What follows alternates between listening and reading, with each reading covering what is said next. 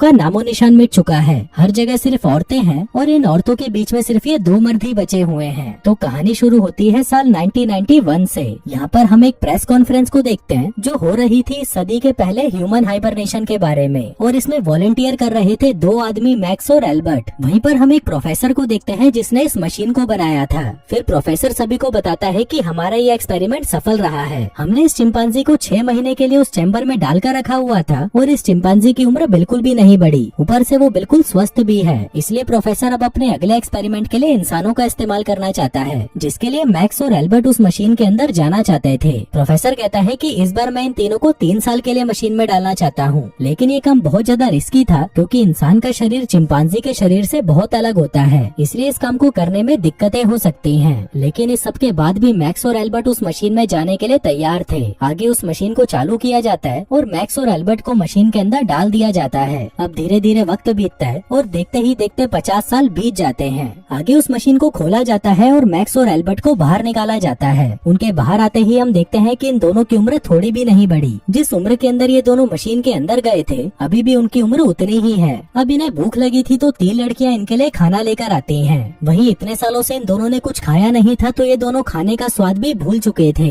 आगे मैक्स कहता है कि मैंने मशीन के अंदर एक शराब की बोतल और कुछ सिगरेट छुपा कर रखी थी और अब उनको बाहर निकालने का समय आ चुका है। जिसके बाद वो सारा सामान बाहर निकालता है और वो दोनों वहीं पर सिगरेट जलाकर पीने लगते हैं। लेकिन जैसे ही वहाँ पर धुआं फैलता है हर जगह पर अलार्म बजने लग जाते हैं और सबको लगने लगता है कि यहाँ पर कुछ तो गड़बड़ चल रही है। तभी वहाँ पर 2 औरतें आती हैं और आग को बुझाने लगती हैं। थोड़ी देर बाद वहाँ पर डॉक्टर ब्लॉन्ड नाम की एक औरत आती है और उन्हें बताने लगती है कि प्रोफेसर अब मर चुके हैं। अब ये सुनते ही वो दोनों हैरान हो जाते हैं। डॉक्टर ब्लॉन्ड कहती है कि यहाँ पर एक महायुद्ध हुआ था और उस युद्ध में कुछ ऐसा हुआ कि धरती से सारे मर्द मारे गए। अब धरती पर सिर्फ औरतें ही बची हैं और तुम लोग भी इसलिए बच गए क्योंकि तुम इस मशीन के अंदर थे। अब इस बात को सुनकर वो दोनों बौखला जाते हैं और यहाँ से भागने लगते हैं। लेकिन जैसे ही वो बाहर के दरवाजे को छूते हैं उन्हें बिजली का एक जोर का झटका लगता है और वो नीचे गिर जाते हैं। आगे एल्बर्ट इस बारे में सोचने लगता है और मैक्स से कहता है कि भाई सब कुछ ठीक है, हम 50 साल से मशीन के अंदर थे ना, इसलिए हमें ऐसा लग रहा है। मैक्स कहता है कि भाई तुम बिल्कुल ठीक कह रहे हो, अगर इस धरती पर मर्द ही नहीं है तो हमारी जनरेशन आगे कैसे बढ़ रही है। उधर दूसरी तरफ इनकी बातों को डॉक्टर ब्लॉन्ड सुन रही थी और फिर वो इन्हें जवाब देती है कि यहाँ पर बच्चे मशीन से बनाए जाते हैं। अब इस बात को सुनते ही वो दोनों और भी ज्यादा हैरान हो जाते हैं। उधर दूसरी तरफ डॉक्टर ब्लॉन्ड के पास एक और डॉक्टर मारिया आती है और वो उसे कहती है कि तुम्हें अपने रिसर्च के बारे में बाकी के डॉक्टर से भी बात करनी चाहिए, तुम ऐसे ही चुपके से इन दोनों पर रिसर्च नहीं कर सकती। वहीं दूसरी तरफ हम मैक्स और एल्बर्ट को देखते हैं जिनके कमरे में एक टीवी अचानक से चालू हो जाता है और उसमें एक बच्ची कुछ बोल रही होती है। अब ये देखकर मैक्स समझ जाता है कि जो बच्चे पैदा हो रहे हैं वो टेस्ट ट्यूब की मदद से हो रहे हैं। अब ये सुनकर मैक्स दुखी हो जाता है और कहता है कि ये लोग बच्चों के साथ ऐसा कैसे कर सकते हैं। एल्बर्ट कहता है कि पिछले 50 सालों में बहुत कुछ बदल चुका है, आजकल तो इन औरतों को प्रेग्नेंट होने के लिए इंटीमेट होने की भी जरूरत नहीं है। जिसके बाद ये दोनों दारू पीने लगते हैं और इमोशनल हो जाते हैं। फिर अगली सुबह जैसे ही इन दोनों की आँख खुलती है ये लोग अपने सामने डॉक्टर ब्लॉन्ड को देखते हैं। वो इनसे पूछती है कि तुम दोनों को कैसा महसूस हो रहा है। मैक्स कहता है कि अभी तो सब कुछ ठीक है, लेकिन अगर तुम मेरे साथ इंटीमेट हो जाती तो ज्यादा मजा आता।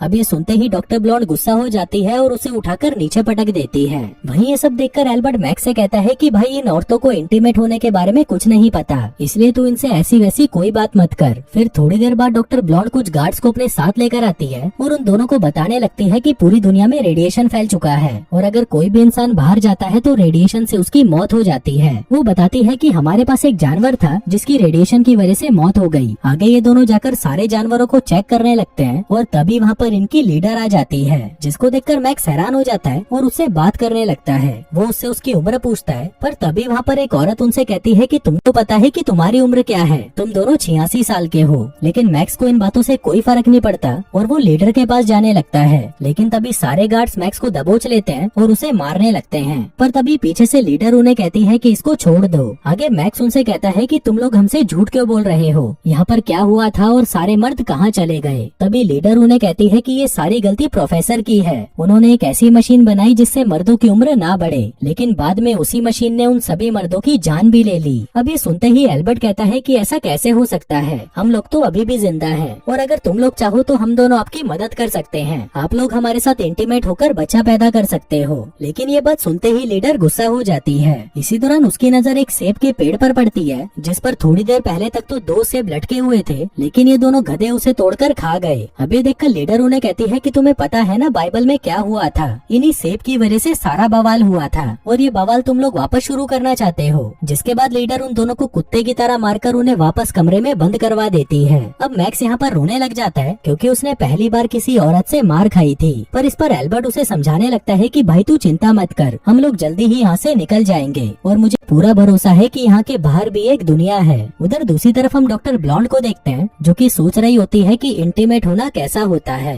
अब इसका पता लगाने के लिए वो सबसे ज्यादा उम्र वाली एक औरत के पास जाती है और उससे पूछती है कि इंटीमेट होना कैसा होता है। इस पर वो औरत कहती है कि जब दो लोग एक दूसरे से प्यार करते हैं तो वो दोनों एक दूसरे के अंदर घुस जाते हैं और इसे ही इंटीमेट होना कहते हैं और ये करके तुम बच्चा भी पैदा कर सकती हो। आगे वो उससे पूछती है कि तुम लोग उन दोनों के साथ क्या करने वाले हो, जिस पर वो कहती है कि हम उन दोनों को भी औरत बनाने वाले हैं। बुढ़िया कहती है कि फिर तो ये उनके लिए मौत से भी बड़ी सजा होगी। आगे उन दोनों मर्दों को पकड़कर लैब में लाया जाता है जहाँ वो देखते हैं कि यहाँ पर औरतों का ब्रेन वॉश किया जाता है और उन्हें मर्दों के बारे में सारी गलत बातें बताई जाती हैं कि कैसे पहले मर्द औरतों को टॉर्चर किया करते थे। आगे इन दोनों को एक एक फॉर्म साइन करने को दिया जाता है जिस पर लिखा था कि इन दोनों के शरीर पर एक्सपेरिमेंट्स किए जाएंगे, लेकिन ये पढ़ते ही वो दोनों फॉर्म पर साइन करने से मना कर देते हैं। फिर कुछ देर बाद उनके ऊपर की सीलिंग खुलती है जहाँ पर बहुत सारी औरतें बैठी हुई थी।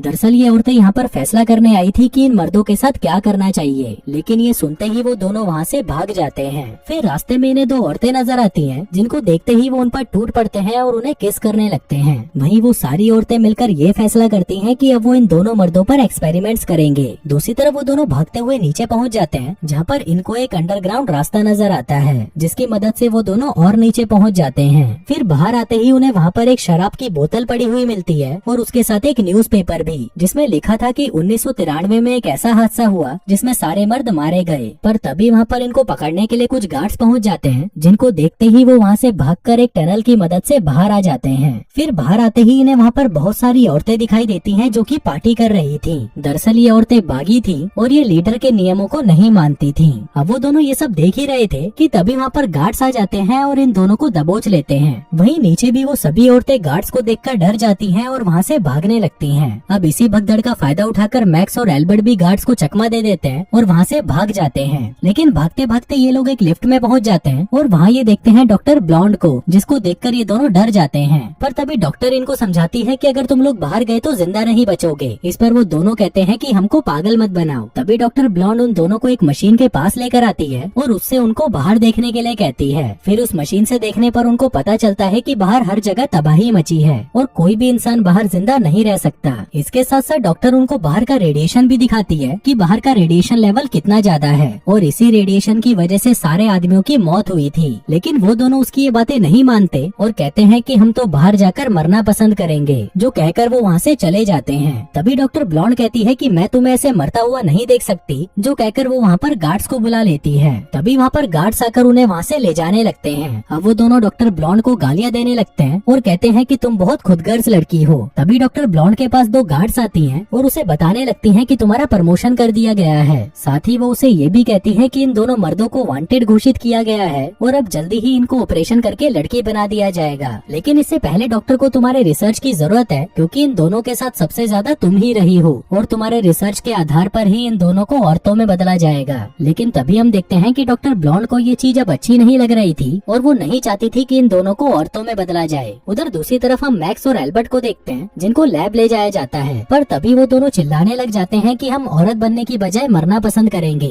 लेकिन वो औरतें किसी की नहीं सुनती और मैक्स को अंदर ले जाने लगती हैं। इसी दौरान मैक्स की नजर उसकी पत्नी पर पड़ती है, जो उसे कहती है कि जब तुम हाइबरनेशन में गए थे तब मेरे पेट में तुम्हारा बच्चा था, लेकिन तुमने ना तो मेरी परवाह करी ना अपने बच्चे की, जो कहकर वो उसका ऑपरेशन करने ही वाली थी कि तभी वहाँ पर डॉक्टर ब्लॉन्ड आ जाती है। वो उन दोनों को वहाँ से बचाकर भागने लगती है, पर क्योंकि एल्बर्ट को एनेस्थीसिया का इंजेक्शन लगा दिया गया था, जिसके चलते उसे डरावने सपने आने लगते हैं और उसकी हालत खराब हो जाती है। तभी ऊपर जाते ही उन्हें वहाँ पर दो गार्ड्स नजर आती हैं और डॉक्टर ब्लॉन्ड उन्हें कहती है कि जल्दी से अपने कपड़े उतारो और ये इन दोनों आदमियों को दे दो। आगे वो दोनों उन कपड़ों को पहन लेते हैं जो कि रेडिएशन से बचने वाले सूट थे। जिसके बाद वो उन दोनों को बाहर निकालने की कोशिश करती है, लेकिन उससे मेन गेट नहीं खुलता। डॉक्टर ब्लॉन्ड गार्ड से पूछती है कि ये खुल क्यों नहीं रहा, जिस पर वो दोनों कहती है कि इसका पासवर्ड है जो सिर्फ हमारी लीडर को ही पता है। अब ये देखकर मैक्स को गुस्सा आ जाता है और वो उन्हें गालियाँ देने लगती है। पर तभी अचानक वो देखती है कि वो दरवाजा खुल गया है, जिसका मतलब था कि दरवाजे का पासवर्ड गाली था। अब डॉक्टर उन दोनों को अकेले बाहर नहीं भेजना चाहती थी, इसलिए वो डिसाइड करती है कि वो भी उन दोनों के साथ जाएगी। जिसके बाद वो भी रेडिएशन से बचने वाला सूट पहनती है और वो तीनों ऊपर चले जाते हैं। फिर ऊपर जाकर वो देखते हैं कि हर तरफ तबाही मची हुई है और सब कुछ बर्बाद हो चुका है। लेकिन मैक्स जैसे ही आगे बढ़ता है वो एक पर्दे से जाकर टकरा जाता है, जिसके बाद वो एक चाकू निकालता है और उस पर्दे को काट देता है। आगे वो सब उस पर्दे से बाहर निकलते हैं और देखते हैं कि बाहर तो सब कुछ नॉर्मल है और अब तक ये लोग जो भी देख रहे थे वो सब एक नाटक था।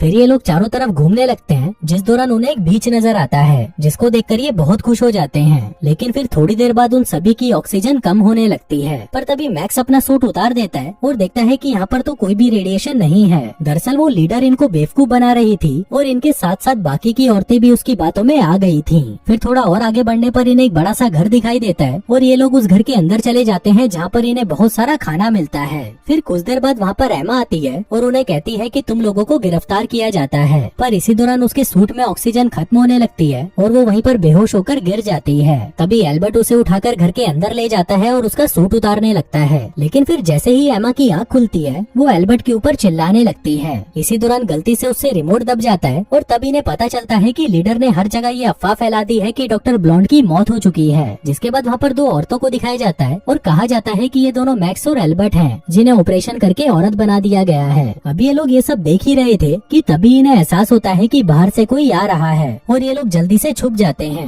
इसी दौरान वहाँ पर लीडर आ जाता है और तब इन्हें पता चलता है कि ये घर इनके लीडर का है। लेकिन तभी लीडर अपने घर की हालत देखकर समझ जाती है कि यहाँ पर कोई और भी है। फिर जैसे ही वो अलमारी खोलती है तभी मैक्स और एल्बर्ट उसे दबोच लेते हैं और तब इन्हें पता चलता है कि इनके लीडर कोई औरत नहीं बल्कि एक आदमी है। अब ये देखकर वो दोनों हैरान हो जाते हैं और उसे कहते हैं कि तुम चाहते क्या हो और ये सब क्यों कर रहे हो। तब वो आदमी अपनी सारी सच्चाई बताता है कि 20 साल पहले मैं इस धरती पर इकलौता आदमी बचा था, लेकिन ये सभी मुझे लड़की बनाने के पीछे पड़ गए थे, इसलिए मैं खुद ही मेकअप करके लड़की बन गया और इनके साथ रहने लगा, जिसके एक वक्त बाद मुझे यहाँ का लीडर बना दिया गया। तभी मैक्स और एल्बर्ट उसे कहते हैं कि तुमने उन औरतों को बताया क्यों नहीं कि बाहर रेडिएशन जैसा कुछ नहीं है। इस पर लीडर कहता है कि पहले यहाँ पर बहुत रेडिएशन था, लेकिन धीरे धीरे रेडिएशन खत्म होता गया, लेकिन मेरी हिम्मत ही नहीं हुई कि मैं इनको सब कुछ सच बता दूं, क्योंकि वो सभी औरतें सनकी हैं। इसके बाद मैक्स और डॉक्टर ब्लॉन्ड एक साथ इंटीमेट होने लगते हैं और वहीं एल्बर्ट और एमा भी इनको देखकर शुरू हो जाते हैं। फिर अगले दिन वो दोनों उस लैब में पहुंच जाते हैं जहाँ पर बच्चों को बनाया जाता था, जिसके बाद वो उनके फॉर्मूले में अपने प्यार की निशानी मिला देते हैं ताकि अगली बार जब भी इन बच्चों को बनाया जाए तो उनमें सभी मर्द पैदा हों।